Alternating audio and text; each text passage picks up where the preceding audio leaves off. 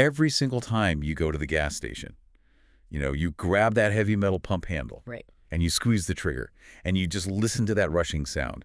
And while you're standing there, maybe you're checking your phone or staring at the numbers ticking up on the screen, you are actively participating in one of the most absurd, mind-bending transfers of energy in the history of the universe. It really is. You are taking millions of years of dead, crushed, ancient marine biology, and you're pouring it directly into a metal combustion chamber so you can, I don't know, drive to the grocery store. Yeah, it's a completely mundane act for us today. But cosmically speaking, it is an absolute miracle of physics and time. Welcome, everyone. If you're joining us today, you are in for a truly wild ride. Today on the Deep Dive, we have this massive multi-part dossier sitting on the table. Huge. Covers the scientific, the historical, and honestly, the deeply philosophical dimensions of oil.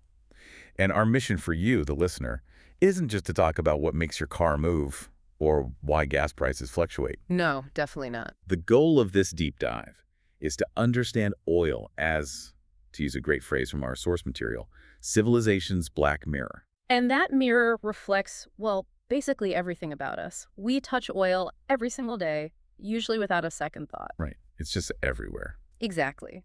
If you are listening to this on a smartphone, the plastic casing in your hand is petroleum. The keyboard you type on, the synthetic fibers in the clothes you're wearing right now. Even the aspirin in your medicine cabinet. Yes, aspirin. And the synthetic fertilizer that grew the tomatoes in your salad, we are just completely immersed in it. But the text we are looking at today argues something really profound. It says, oil isn't just a liquid resource we happen to stumble upon and, figured out how to use. Scientifically, it is time compressed into liquid chemistry. Time compressed into liquid chemistry. That reframing completely stopped me in my tracks when I first read it. We are so conditioned to think of oil purely in the present tense, like it's the commute tomorrow or it's the heating bill next month. Right, it's an immediate stressor. Exactly. But our guide for today's deep dive is going to help us look at this not just as a commodity, but as a substance that completely reorganized what it means to be human. Because it didn't just change our machines, it changed what we actually desire. It gave humanity this unprecedented ability to conquer distance. To manufacture incredible abundance. Yeah, and to defy almost every physical limit our ancestors ever faced. But it did so by teaching us to move way faster than our own wisdom. Wow. It bound us to this incredibly fragile, high-stakes global infrastructure. So how did we even get here? How did a species of primates become so entirely dependent on a dark liquid buried miles underground? Today, we are going to trace that entire story. From the very beginning. Right. We are going to start hundreds of millions of years in the past in the depths of these oxygen-starved oceans, just to understand how this stuff was even made. The geology is wild. Then we'll look at the chaotic, highly flammable moments when humans first learned to pierce the earth and extract it. We have to talk about the immense, often invaluable human labor that pulls it to the surface. The physical exhaustion of it all. Yeah, the pure physical toll. We'll explore how that exact labor rewired the map of global empires and modern geopolitics. And finally, we will dig into the deep, almost religious psychological hold petroleum has on our modern identity. And, of course, what happens when we inevitably have to try and quit it. It is a massive arc, from ancient geology to modern psychology. Let's start at the very beginning. The physical reality of what this stuff actually is. Let's do it. The word petroleum comes from the Latin, right? Petra meaning rock, and oleum meaning oil. Literally raw oil. Rock oil. And when you look at the chemical composition, it sounds deceptively simple. Yeah, on a fundamental level, crude oil is this massive, messy soup of hydrocarbons. It's primarily made of carbon, usually somewhere between 83 to 87%. Okay. And hydrogen, which makes up about 10 to 14%. Then you have these trace impurities sprinkled throughout. A little sulfur, some nitrogen, oxygen. All the trace metals, right, like vanadium and iron. Exactly, trace metals too. But the core narrative is really just carbon and hydrogen. Okay, but why does that matter? Like, why are carbon and hydrogen so special that we literally fight global wars over them? It all comes down to the physics of atomic bonds. Carbon is an incredibly social element. It has 4 valence electrons, which means it desperately wants to bond with other atoms. It wants to hold hands. Right, it's very grabby. Hydrogen has one. When you link these long chains of carbon and hydrogen together, Those chemical bonds act like microscopic springs. Holding tension. Exactly. They hold immense amounts of potential energy. When you introduce heat and oxygen, when you ignite it, those bonds snap. They break apart. They break apart, and all that stored energy is released violently as heat and expanding gases. And that explosive release is what pushes the piston down in an engine. You got it. That's the core mechanic. So it's basically a chemical battery. That's a perfect way to look at it. But it's a battery that was charged by the sun millions of years ago. Right. And this is where the source material completely dismantled my preconceived notions. Because I think most people, if you stop them on the street and ask where oil comes from, they'll say dinosaurs. Oh, absolutely, the dinosaur myth. You picture a T-Rex falling into a swamp, getting buried under some mud, and slowly melting into a puddle of black goo. It's a very persistent myth, likely because of, well, old fossil fuel marketing campaigns from decades ago. Like the Sinclair dinosaur logo. Exactly. But no, a decaying T-Rex does not turn into a barrel of crude oil. The reality is actually much smaller and, honestly, much more profound. We are talking about microscopic marine life. Like plankton.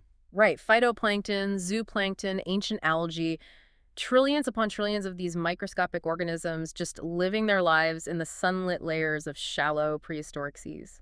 And the source material lays out this geological formation process that reads like the universe's most impossible recipe. It really does. So these microscopic organisms are floating around, soaking up solar energy, then they die. And they sink like a biological snowstorm down to the seabed. A biological snowstorm, yeah. But that happens all the time today, right? Yeah. And the ocean isn't currently turning into gasoline.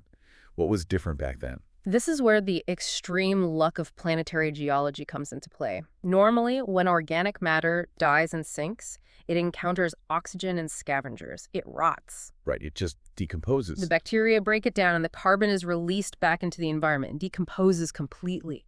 But in certain prehistoric eras, specifically during periods in the Mesozoic and Paleozoic eras, things were different. How so? The structure of the continents and the ocean currents back then created these deep, stagnant marine basins. Stagnant meaning like no water circulation at all. Precisely. And without water circulating from the surface to the deep, the bottom of these basins became completely anoxic. Anoxic meaning starved of oxygen. Right. Zero oxygen. So this biological snowstorm of dead plankton sinks into this dark, oxygen-free abyss.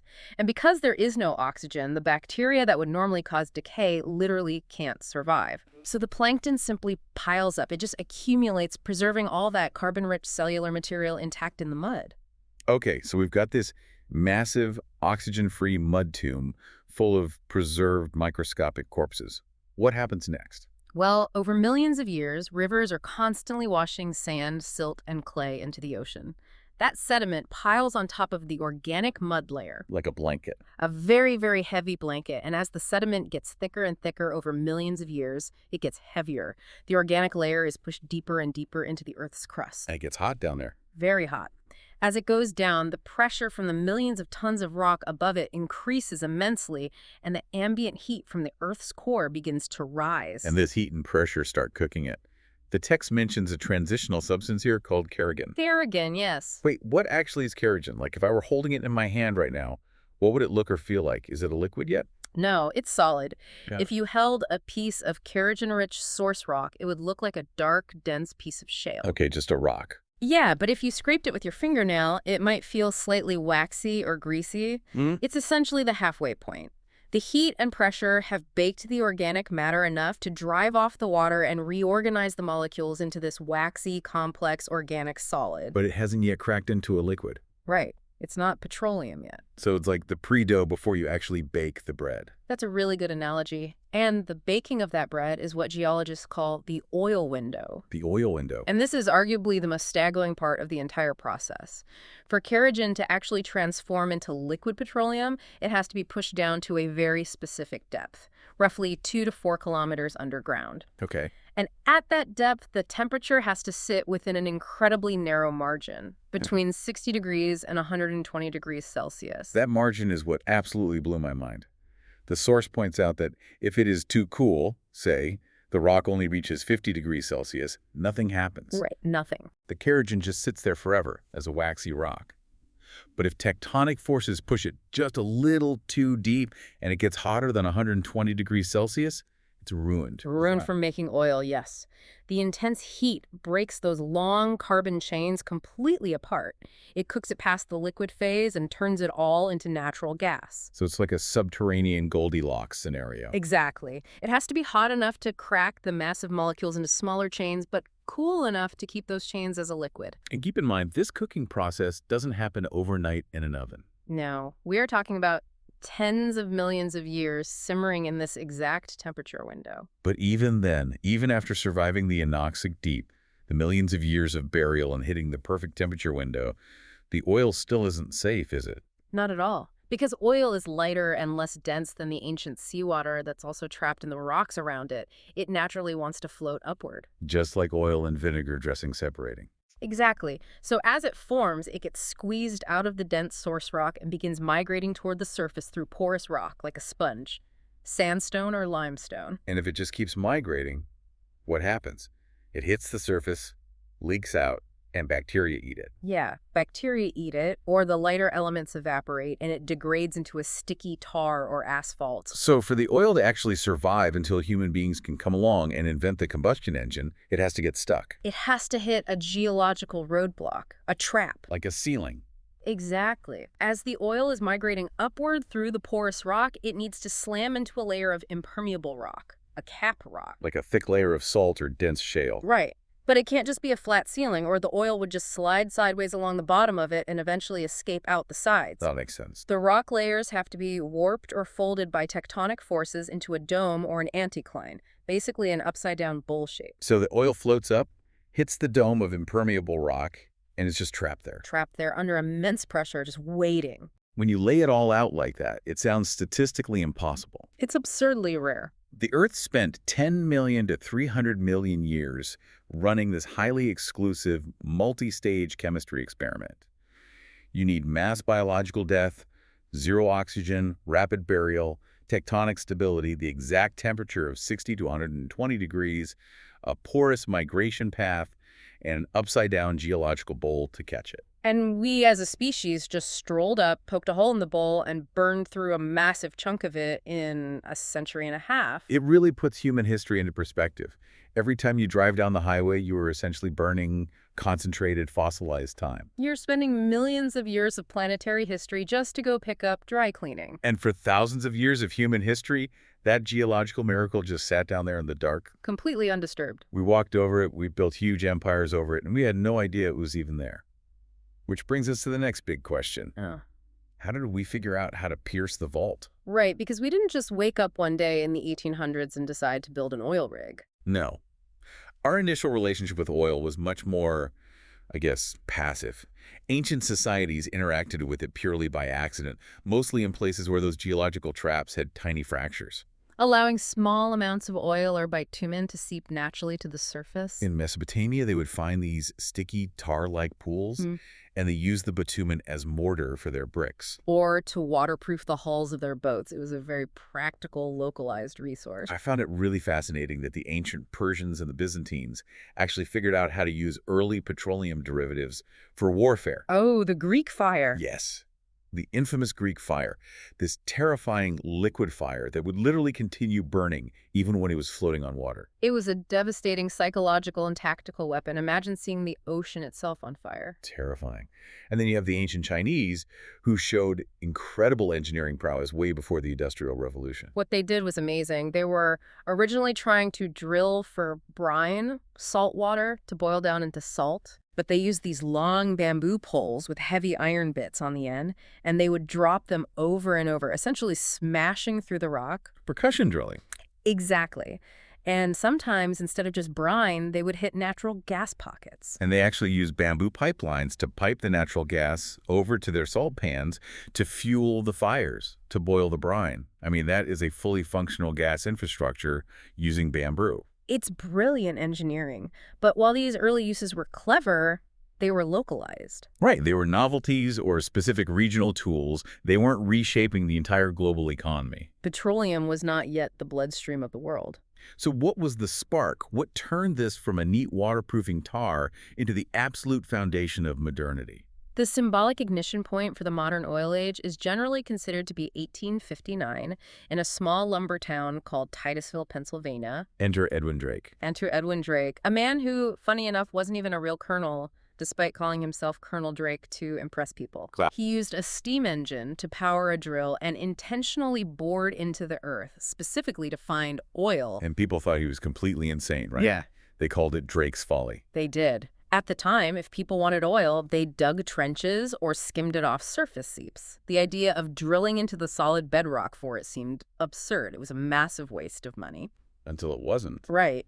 At 69 feet down, Drake hit a crevice, and the dark green crude bubbled up to the surface. And that proved that oil could be intentionally and reliably extracted at an industrial scale. It completely changed the paradigm. But here's the crazy part to me. When Drake struck oil in 1859, there were no cars. Henry Ford wasn't even born yet, he was barely a thought. The Wright brothers hadn't flown. Right, none of that existed. So why were they so desperate to drill for this stuff? What was the market? The initial boom wasn't about movement at all. It was about light, specifically kerosene. To replace whale oil. Exactly. In the mid-19th century, the world was heavily reliant on whale oil to fuel lamps for artificial light. But the whaling industry was in a massive crisis. You just overhunted them. They had hunted whales so aggressively that the global populations were crashing. Whaling ships had to sail much further, stay out for years at a time, and the work was incredibly dangerous. Which made the price of whale oil skyrocket. Right. Only the very wealthy could afford to keep their homes brightly lit at night. So we were literally driving a mammalian species to extinction just to be able to read a book at night. Pretty much. And then chemists figured out how to distill crude oil into kerosene. And suddenly, here was a liquid fuel that was abundant, vastly cheaper to produce, and burned really brightly. It flooded the market almost overnight. It effectively ended industrial whaling for illumination. Petroleum saved the whales. Which is a historical irony I just cannot get over. Oil saved marine mammals. But it really just shifted our dependency from the surface of the ocean to the subterranean depths. And the dominance of kerosene didn't even last long anyway. Right, because by the late 1800s, Thomas Edison comes along. The electric light bulb is commercialized, power grids start going up, and the kerosene market is suddenly facing an existential threat. Why deal with a smelly, highly flammable liquid lamp when you can just flip a clean electric switch? Exactly. So the oil industry is facing potential ruin. But just as that happens, a new technology arrives that gives petroleum its ultimate destiny. The internal combustion engine. The timing is just incredible. The internal combustion engine was designed to harness very small, very contained explosions. And the refining process for kerosene, I read, produced a highly volatile, explosive byproduct. Yes, a byproduct that the early refiners used to just dump into rivers at night because they had absolutely no use for it. It was too explosive for lamps. They're throwing it away. They considered it dangerous industrial waste. But that waste product was gasoline. And it turned out to be the absolute perfect fuel for this new engine. Suddenly you have cars, trucks, and eventually airplanes. But to truly understand why oil completely took over the world, we have to ask a fundamental question. Why didn't we just use coal? Exactly. Because coal was the undisputed king of the 19th century. It powered the steam engines, the locomotives, the massive textile mills. I want to make sure I understand the physics here. Is it just that oil holds more energy than coal? Energy density is definitely part of it. A pound of oil contains significantly more energy than a pound of coal, and it burns much cleaner. But the absolute game changer is its physical state. The fact that it's liquid. Yes.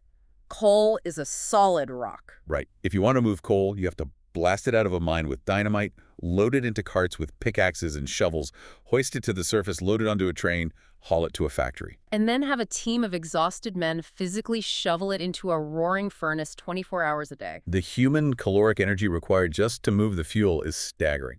Exactly. Coal is heavy, it's dirty, and it is profoundly labor-intensive to move around. It's fantastic for stationary operations, like a massive factory complex or a train running on a fixed loop of track. But the source material provides a perfect analogy for the transition. It says, coal built the factory age. Oil built the mobility age.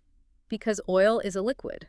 Because it's a liquid, it conforms to any container. And most importantly, it flows. It flows. You don't have to shovel liquid. You can pump it. You can build a pipeline that moves millions of gallons across an entire continent silently 24 hours a day by just turning a valve. You can pump it into the hull of a supertanker, sail it across the ocean, pump it into a refinery, pump the refined gasoline into a tanker truck, and pump it directly into the fuel tank of an airplane. The logistics of a liquid are just so much smoother. It's completely frictionless compared to solid rock. It creates the possibility of a seamless global fuel infrastructure. You simply cannot power a transatlantic flight by having someone shovel coal into a boiler in the wing of a plane. I mean, the visual of that is hilarious. It's absurd. The combination of liquid portability, high energy density, and explosive combustion is what made modern mechanized warfare, global aviation, and global shipping actually possible. But as seamless and frictionless as the liquid logistics sound on paper, extracting that liquid from the earth is anything but. Oh, it's brutal. And that leads us to the reality of what it actually takes to pull this stuff out of the ground. Yeah. Because the story of oil isn't just about ancient geology and clever engineers inventing engines. No, it is a story of extreme, dangerous, and often brutal human endurance. The historical narrative, especially in movies or popular culture, loves to focus on the glamour of it all. The wealthy wildcatters in their tailored suits, the oil barons, the monarchs, the sheer volume of money. Right, the guy in the 10-gallon hat smoking a cigar while a geyser erupts in the background and everybody cheers. Exactly. But the physical reality of extraction is entirely different. It is defined by deafening noise, massive heavy machinery, explosive geologic pressures, Toxic chemical exposures. and grueling physical labor. The progression of how we get it is terrifying, too. Like you mentioned the early gushers. Spindletop in Texas in 1901. I read that when they hit oil there, it blew the drill pipe completely out of the hole. Shot it right out like a cannon. And it shot a fountain of crude oil 150 feet into the air. It floated 100,000 barrels a day for 9 days before they could even figure out how to cap it. They literally couldn't control the pressure of the earth. The surrounding landscape was just flooded with oil, creating massive apocalyptic fire hazards. And today, we aren't just poking shallow holes in Texas dirt. We are building offshore mega rigs. Floating skyscrapers, essentially. Yeah, they sit in thousands of feet of turbulent ocean water, and they drill another 2 or 3 miles down into the bedrock of the seafloor. The engineering required to keep a drill bit spinning perfectly straight under miles of water and rock is incomprehensible. It's equivalent to standing on top of a skyscraper with a really long piece of cooked spaghetti and trying to hit a dime on the sidewalk. And in places like northern Alberta in Canada or the Orinoco Belt in Venezuela, we aren't even drilling in the traditional sense anymore. We are mining oil sands. Right. This is highly viscous, heavy bitumen that is intimately mixed with sand and clay. Extracting it looks a lot more like massive-scale strip mining. You need gigantic dump trucks, literally the size of houses, hauling tons of earth just to be blasted with steam and solvents to separate the oil from the dirt. But the human toll, that's the part that really haunts me. The working conditions for the people who actually operate these machines. The source material outlines the lifestyle of a roughneck. You're working 12-hour shifts, or 14 hours. Often 14 days or 21 days straight. Completely isolated from your family, either out in the middle of the ocean or in a freezing remote camp in the tundra. You are dealing with extreme vibration, deafening noise, and the constant looming threat of the well kicking back, a blowout. And the invisible threats. The tech talks about hydrogen sulfide gas, H2S. Hydrogen sulfide is a naturally occurring byproduct in many oil and gas formations. It is a colorless, highly toxic, and highly flammable gas. And at low concentrations, it just smells like rotten eggs. Right. But here is the terrifying part. At high concentrations, it instantly paralyzes your olfactory nerves. Meaning you lose the ability to smell it. You can't smell it at all. A few breaths later, it attacks your nervous system and can cause instant respiratory failure and death. The workers on these rigs wear monitors, but the margin for error is essentially zero. But what absolutely floored me was a statistic from OSHA, the Occupational Safety and Health Administration. I assumed that the biggest killer of oilfield workers was explosions or, toxic gas. It's a common assumption. But OSHA notes that roughly 4 in 10 worker deaths in the oil and gas extraction industry are actually caused by highway vehicle crashes. 4 out of 10. Let's really unpack why that is, because it speaks to the hidden reality of the entire industry. Please do. These wells are often in extremely remote areas.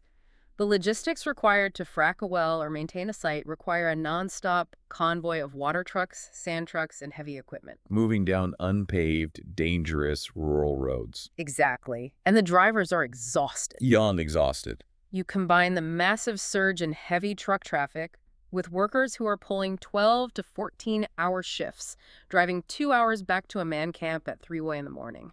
The fatigue is simply lethal. The danger doesn't just exist at the drill bit. It bleeds out into the entire surrounding community and the highway system. And when a disaster does strike at the source, it doesn't just affect the workers, it affects the entire planet. The text highlights two major historical warnings here. The first is Piper Alpha in 1988. This was an offshore oil platform in the North Sea. Piper Alpha is a textbook example of how complex systems fail. It wasn't one massive error, it was a cascade of minor communication failures. Over a shift change, right? Yes, a shift change regarding a pump that was undergoing maintenance. A gas leak occurred, it ignited, and the resulting series of massive explosions destroyed the entire platform. 167 men died. Many had to choose between burning on the rig or jumping hundreds of feet into a burning ocean. It is genuinely a nightmare scenario. And then, of course, you have the Deepwater Horizon in 2010. Deepwater Horizon shifted the focus from human casualty, though 11 men tragically died in that explosion, to profound ecological catastrophe. The blowout preventer failed. Huh? The rig sank. And for 87 consecutive days, millions of barrels of crude oil spewed uncontrollably into the Gulf of Mexico. 87 days. I remember watching the live underwater camera feed on the news. It just looked like this unstoppable dark geyser. The damage to the marine ecosystem, the nearshore wetlands, the bird populations, and the local fishing economies was just incalculable. It demonstrated a stark rule of modern oil extraction, didn't it? It did. As the easily accessible shallow oil runs out, we have to go to deeper, darker, more extreme environments. High reward, incredible technological complexity, and immensely high consequences when things break. And even when things go perfectly right, when there are no explosions or spills, the extraction process inflicts a massive psychological and economic toll on the communities that do the work. The boomtown phenomenon. Yes, the source material describes the local oil economy as a slot machine. I thought that metaphor was brilliant. A slot machine that sometimes pays your mortgage. That's exactly how it functions. When the global price of oil is high, a remote town suddenly experiences a massive boom. The oil companies roll in. Wages skyrocket. A guy fresh out of high school can suddenly make 6 figures driving a water truck. But it brings a flood of transient workers. Rents triple overnight. Local infrastructure is completely overwhelmed. The social fabric of the town is stretched to the absolute breaking point. But the boom never lasts. It never does. The global price of oil drops, maybe because a country across the world increased production or a pandemic hit, and the bust arrives immediately. The rigs shut down. The companies pack up and leave. The workers are laid off. But the massive debt that people took on to buy trucks and houses remains. The town's economy just hollows out. Which creates a brutally unequal system. We talked earlier about oil being compressed sunlight. Right. But reading about these 12-hour shifts, the toxic gases, the deadly highway commutes, and the boom-bust devastation, it really feels more like compressed labor. That's a very sharp way to look at it. The global narrative is always fixated on black gold. We track the wealth, the stock prices, the billionaires, but we completely ignore the black hands, the physical toll on the human beings who actually pull it out of the dirt. It's a crucial shift in perspective. When we turn on the ignition, we aren't just burning ancient plankton, we are consuming the exhaustion, the risk, and the displacement of the people at the bottom of the pyramid. The executives and the state funds accumulate the immense wealth. While the roughnecks, the truck drivers, and the marginalized communities living next to the refineries, like the massive chemical corridors along the Gulf Coast or the polluted swamps of the Niger Delta, they bear all the physical and environmental risk. And the sheer volume of labor and risk shouldered by those workers in the mud and the ocean is exactly what enabled nations to rise up and completely dominate the planet. Which naturally forces us to look at the broader map. Right. How did the labor of extracting this dark liquid completely rewire global geopolitics and the architecture of empires?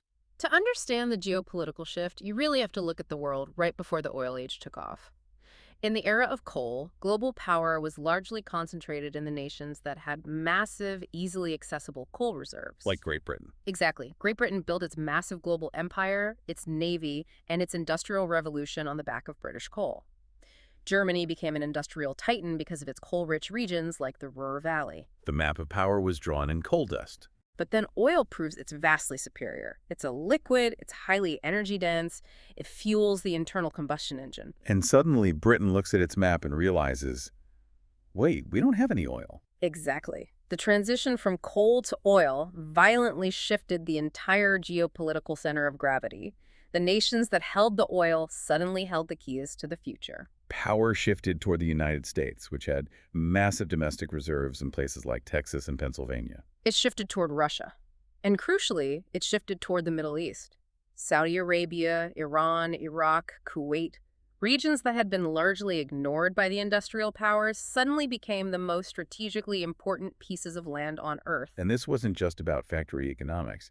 It was about raw military survival. Winston Churchill made a defining decision right before World War I to transition the British Navy from Welsh coal to foreign oil. Because oil-powered ships were faster. Faster, they didn't leave massive trails of black smoke that gave away their position to the enemy, and they didn't require hundreds of exhausted men to shovel coal into boilers during a battle. But it meant Britain now relied on fuel from places it didn't strictly control, like Persia. And by the time World War II breaks out, the entire conflict is essentially a massive, blood-soaked logistical battle over oil fields. A tank without gasoline is literally just a 30-ton metal coffin. There is a profound quote in the text: "An army without fuel becomes a museum exhibit with uniforms." That paints the picture perfectly. All the military strategy in the world means absolutely nothing if the engines won't start. Look at Japan's entry into World War II. Japan is an island nation with virtually zero domestic oil. As they expanded their empire into China, the United States imposed an oil embargo on them. And facing the total collapse of their military machine without fuel, what did they do? Japan made the strategic decision to attack Pearl Harbor and simultaneously invade the Dutch East Indies, which is modern-day Indonesia, specifically to secure the massive oil fields there. So millions of lives were lost, and the entire Pacific theater of the war was ignited, fundamentally over access to sedimentary basins filled with dead plankton. And on the European front, Hitler's massive invasion of the Soviet Union, Operation Barbarossa, was heavily driven by the desperate need to capture the Soviet oil fields in the Caucasus region, specifically around Baku. And when they failed to get it. When the German army failed to secure that oil, and their supply lines stretched too thin, their tanks quite literally ran dry in the snow. The outcome of the greatest conflict in human history was dictated by petroleum. Okay, so clearly, if your country has oil, you hold a massive strategic advantage. You hold the leverage. But the source material introduces a concept that suggests having oil is actually a terrible curse for the citizens of that country. Yes, the resource curse. How does that make sense? How can immense lottery-level wealth be a curse? It seems counterintuitive, but the resource curse, or the paradox of plenty, is a very well-documented phenomenon. When a developing nation discovers massive oil reserves, you would naturally think that wealth would build schools, hospitals, and a thriving middle class. Right, everyone gets rich. But historically, it often does the exact opposite. The sudden influx of oil wealth tends to empower a small, corrupt elite. It invites aggressive foreign interference, and it actively destroys democratic institutions. But mechanically, how does oil destroy democracy? Walk me through that. Think about the basic social contract of a normal functioning democracy. A government needs money to build roads, fund an army, and run the state. To get that money, it has to tax its citizens. Makes sense. But when a government taxes you, you demand accountability. You say, if you're taking 20% of my paycheck, I want a say in how it's spent. I want a vote, I want paved roads, and I want a fair justice system. Taxation creates a feedback loop of political representation. Okay, I follow that. No taxation without representation. Imagine a state that discovers a massive ocean of oil. Suddenly, the government doesn't need your taxes. They can get billions of dollars simply by allowing a foreign corporation to pull liquid out of the ground and sell it on the global market. Oh, wow. So the government is completely financially decoupled from its own citizens? Precisely. They become what political scientists call a rentier state. Because they don't rely on the public for revenue, they feel absolutely no pressure to answer to the public. They don't need to build a diverse, educated workforce. They just need to protect the oil wells. And if the citizens demand rights or protest, the state has massive oil revenues to simply buy them off with subsidies, or to fund a massive, oppressive internal security force to crush the dissent. The wealth makes the state completely autonomous from the people. That is deeply chilling. The wealth literally insulates the powerful from accountability. And zooming out from the individual nations, this dynamic creates a global system that is terrifyingly fragile. Very fragile. We have built an entire architecture of human survival around moving this liquid across the planet, but it all relies on these incredibly narrow, vulnerable arteries. The global choke points. Yes, the Strait of Hormuz, the Suez Canal, the Panama Canal, the Strait of Malacca. Millions upon millions of barrels of oil have to float through these tiny maritime corridors every single day. The Strait of Hormuz, between Oman and Iran, is arguably the most critical. Just how critical is it? About a fifth of the world's total oil consumption passes through a shipping lane that is only a couple of miles wide in its navigable channels. So a geopolitical flare-up, a sunken ship, or a rebel group with drones in one tiny corner of the globe can physically halt the energy supply. Yes. And when the ships stop, the price of everything spikes. A refinery issue thousands of miles away translates into a higher price for a loaf of bread in your local grocery store because that bread had to be delivered by a diesel truck. Local geology and regional conflicts become everybody's immediate problem. And we can't fully grasp the geopolitical dominance of oil without talking about how it fundamentally altered the concept of global finance, the creation of the petrodollar. Ah, the petrodollar. Right, because oil doesn't just dictate military power, it dictates the flow of global money. Let's unpack the petrodollar, because this feels like the hidden operating system of the global economy. In the 1970s, an agreement was reached largely between the United States and Saudi Arabia, and subsequently the rest of OPEC. They agreed that oil, worldwide, would be priced and traded exclusively in U.S. dollars. Wait, so if Japan wants to buy oil from Kuwait, Japan has to convert its currency into U.S. dollars first? Exactly. This is brilliant and terrifying. It means every nation on Earth needs a constant, massive reserve of U.S. dollars just to keep their lights on and their trucks moving. Which creates an artificial permanent global demand for American currency. And that gives the United States immense economic leverage globally. And where do all those dollars go once the oil-producing nations actually get them? That's the recycling phase. The oil states end up with hundreds of billions of dollars. They recycle that money back into the global financial system. By investing it. Right. They invest it in massive sovereign wealth funds, they buy U.S. Treasury bonds, they purchase incredibly expensive Western military hardware, and they fund massive domestic infrastructure projects. So oil is not just a commodity that is bought and sold. It is a geyser of capital that dictates the health of Western banks and global markets. The source material puts this perfectly. It says gold sits in a vault, but oil builds the vault, it fuels the getaway car, and it pays the politician. It is sovereignty in liquid form. And the general public really only became intimately aware of how much their sovereignty relied on this liquid during the 1973 oil embargo. That was the massive wake-up call. When Arab members of OPEC, angered by Western support for Israel during the Yom Kippur War, decided to slash production and embargo oil shipments to the U.S. and other nations. The shock to the system was instantaneous. You had massive price spikes. You had Americans lining up for miles at gas stations, literally fighting over the last few gallons, stations running completely dry. Speed limits were lowered nationwide just to conserve fuel. It was the moment the modern citizen realized that their vaunted freedom, their ability to go wherever they wanted, whenever they wanted, had a literal fuel gauge. If the valve is turned off halfway across the world, your life just grinds to a halt. It revealed the ultimate paradox of petroleum. On a mechanical level, oil stabilizes machines. It makes mass transit predictable. It makes agricultural yields immense. It allows for just-in-time logistics. It makes the physical world reliable. But geopolitically, it completely destabilizes the planet. It causes embargoes, coups, massive inflation, and proxy wars. But the truly insidious part isn't just how oil manipulates nations on a map. It's how it manipulates the map inside our own heads, which is why we have to look at the psychological hook. Because we didn't just use oil to fight wars or run factories. We used it to construct the entire psychological concept of what a modern, successful life looks like. Oil didn't just build the engine. It built our culture. It created the very concept of the suburbs.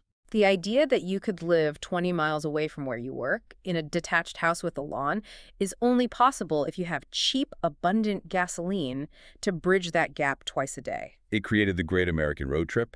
It created the drive-in movie theater, the sprawling shopping mall, the fast food drive-thru. It created fast fashion. Oh, totally. The fact that we can buy a T-shirt for $5 is only possible because the cotton was grown with petrochemical fertilizers, harvested by diesel tractors, shipped across the ocean on heavy fuel oil, and blended with synthetic petroleum fibers. Our entire lifestyle is a monument to cheap movement. And nothing acts as a more potent psychological avatar for our relationship with oil than the personal automobile. Oh, absolutely. A car is not just a tool to get from point A to point B, it is an identity projection. The source material breaks down the symbolism in a way that is so painfully accurate. If you drive a massive SUV, you are symbolically communicating safety, dominance, and a buffer against a chaotic world. If you buy a sleek sports car, you are communicating raw sexuality, wealth, and youth. A massive pickup truck symbolizes blue-collar toughness, rugged individualism, and labor, even if the person driving it works in an office and never hauls a single piece of wood. We aren't merely physically dependent on this substance. We are emotionally entangled with the sensation of motion it provides. Think about the emotional state of looking at your dashboard. A full tank of gas doesn't just represent 300 miles of driving range. Psychologically, it feels like pure possibility. It feels like autonomy. It's the comforting feeling that you can control distance and dominate nature. Yes. And conversely, think about the sheer panic of an empty tank. When that little orange light clicks on and you are 10 miles from a station on a dark highway, It triggers a deep, visceral anxiety. you feel incredibly vulnerable because you realize without this liquid, you are suddenly just a fragile, slow animal stuck on the side of the road. It strips away the illusion of our independence. The source material has a fascinating way of describing the overarching culture we've built around this. To explain oil culture, it asks us to imagine a specific personality type, like a guy you might meet at a bar. Ah, the Mac persona. Right. It says oil civilization acts exactly like this charismatic, excessive guy, let's call him Mac. Mac rolls into the party loud. He's got immense swagger, he's buying rounds for everyone, he makes the whole room vibrate with energy. He performs absolute confidence. But underneath that loud, aggressive performance, Mac is secretly terrified. He's deeply insecure, he's massively in debt, and he knows the party has to end eventually. Oil culture tells us keep accelerating, keep buying, keep moving, don't look back, so you don't ever have to sit quietly in an empty room and confront the actual cost of the tab. It's a performance of freedom that masks a profound systemic dependency. We're sold the aesthetic of autonomy, like the rugged car commercial showing an SUV parked alone on a mountain peak. The promise of the open road. But the reality is that the invisible infrastructure entirely dictates our behavior. We are corralled by zoning laws that force us to drive, by soul-crushing traffic jams, by the fluctuating global price of crude. The consumer feels like the master of the machine, but the system is actually in total control. And the aesthetic of the system is undeniably seductive. Even knowing the damage it causes, there is a dark beauty to it. The text describes the cyberpunk cathedral of a massive oil refinery lit up against the night sky with the flares burning and the pipes glowing. The black shine of freshly poured asphalt after a rainstorm. The deep, visceral rumble of a V8 engine vibrating in your chest. It perfectly combines elegance with this looming apocalyptic threat. But how you experience that aesthetic, whether it feels like freedom or a cage, depends entirely on where you sit on the economic ladder. The class divide in how we experience oil is staggering. For the ultra-wealthy, oil is pure spectacle and ultimate convenience. It is the private jet bypassing the chaos of the airport. It is the massive super yacht. It is burning fuel purely for leisure. But for the working class, oil isn't a spectacle. It is a non-negotiable tax on survival. It is the inescapable cost of the commute to a job that barely pays the rent. When gas prices spike 50 cents, the billionaire doesn't even notice. The hourly worker has to decide what groceries they can no longer afford that week. We have literally built a secular religion around the gas station. It is the altar where we all have to go to pay our tithe. Think about the sensory experience of a gas station at 6:00 a.m. or 11:00 p.m. The buzzing fluorescent lights, the smell of burnt coffee and cheap hot dogs, the rack of lottery tickets offering false hope. And you're just standing there in the cold, holding this heavy metal pump, staring at the screen, silently praying that your debit card doesn't decline. It is the most universal modern ritual. And that brings us to the existential precipice.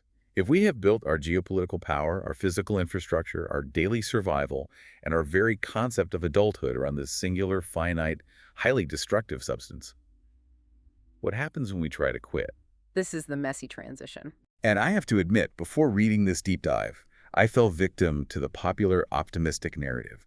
The headline logic that says, okay, we are going to build a bunch of electric vehicles, we'll put some solar panels on the roof, and oil will just quietly fade away into the history books. But the source material completely shatters that illusion. It shatters it by reminding us of oil's second life, petrochemicals. Even if we magically replaced every single internal combustion engine on Earth tomorrow and never burned another drop of gasoline, oil does not disappear. Because it is chemically frozen into the physical objects that construct our reality. The quote that gave me absolute chills was this: "Plastic is oil pretending to be permanence." It's a hauntingly accurate description. When petroleum is refined, the feedstocks, the chemical building blocks, are used to create polyethylene and polypropylene, plastics. That plastic is in the medical tubing that keeps people alive in hospitals. It's the synthetic rubber in the tires of the electric vehicle you are driving. It's in the asphalt you are driving that electric vehicle on. It's the synthetic fertilizer that is fundamentally required to grow enough food to feed 8 billion humans. It's in nylon, aspirin, cosmetics, laundry detergent, the insulation in your house walls. The idea that we can just swap out oil by changing the engine in a car completely ignores the fact that modern civilization is physically manufactured out of petroleum. Which is why the future of oil is the subject of radically conflicting visions at the highest levels of global forecasting. If you look at the International Energy Agency, the IEA, their recent outlooks predict a significant shift. They argue that global oil demand growth is going to slow down drastically by 2030. Their logic is that the exponential adoption of electric vehicles globally will displace millions of barrels of gasoline and diesel demand every single day, triggering the beginning of the end. But then you turn around and look at OPEC, the countries that actually pull the oil out of the ground. Their 2025 world oil outlook tells a completely different story. OPEC projects that global oil demand is going not down, but up significantly. They're predicting demand will hit nearly 123 million barrels per day by 2050. They look at the rising middle classes in India, Africa, and Southeast Asia. Billions of people who want the same mobility, air travel, and consumer goods that the West has enjoyed for a century. OPEC argues there is absolutely no peak in sight. So mechanically, who is right? Are we quitting or are we doubling down? The reality is that it's not a clean exit. It is a messy, deeply fractured substitution process. We are making genuine progress in transitioning certain sectors. Passenger cars, urban bus fleets, and some residential heating systems are rapidly moving toward electricity. But there's real displacement. But there are sectors where electricity just physically doesn't work right now. Oil is incredibly hard, Yeah. and with current physics and battery weight, almost impossible at scale to replace in long-haul aviation, massive maritime container shipping, heavy industrial trucking. And of course, the massive petrochemical manufacturing sector we just discussed. Okay. You cannot fly a jumbo jet across the Pacific on lithium-ion batteries. They're too heavy and don't hold enough energy per pound compared to jet fuel. And here is the other brutal truth the text points out. Even in the areas where we are successfully transitioning, like moving from a gas-powered car to an electric vehicle, we aren't escaping resource dependency, we are just shifting it. We are trading a dependency on drilling for a dependency on mining. Right. To build that EV, you need lithium, cobalt, nickel, and massive amounts of copper. Which means we need to build enormous new mining operations, often in environmentally sensitive areas or countries with complex geopolitics. We have to dig up millions of tons of earth to get the minerals, refine them, and ship them globally. We are just building a new global supply chain with its own massive environmental footprints and its own geopolitical choke points. The future is not a magical state of no resource dependence. It's simply different resource dependence. And while navigating this transition, we have to look objectively at the environmental reality of oil outlined in our source material. The central environmental crisis of petroleum isn't just the catastrophic, headline-grabbing spills like Deepwater Horizon. The true crisis is the ordinary, everyday, intended use of the product. It is the mundane combustion of millions of barrels a day at a planetary scale. It's the invisible exhaust pipe. Yes. That ordinary combustion is what drives climate instability, ocean acidification, and traps heat in the biosphere. Yet we are paralyzed because the benefits of that exact same combustion, the global logistics network that delivers food, the emergency medical transport, the agricultural scale that prevents famine, they remain immediate, undeniable, and deeply woven into human survival. It is the ultimate paradox. We are trapped by the very thing that liberated us. So the future isn't going to be a clean newspaper headline that announces the oil age is over. It's going to be much uglier and more complicated. The source material has one final summary that perfectly encapsulates where we are going. Oil is losing its throne, but it still owns half the castle. It acts like legacy code in the operating system of civilization. It is ugly in places, it is dangerous in places, and it is causing the system to overheat. But if you just try to blindly rip the code out entirely, vital things break that you completely forgot were connected to it. It demands that we perform a historical tightrope walk. How do we maintain the life-saving benefits of an energy-dense civilization while systematically escaping the apocalyptic consequences of our addiction to it? It's the challenge of our generation. Okay, let's take a deep breath.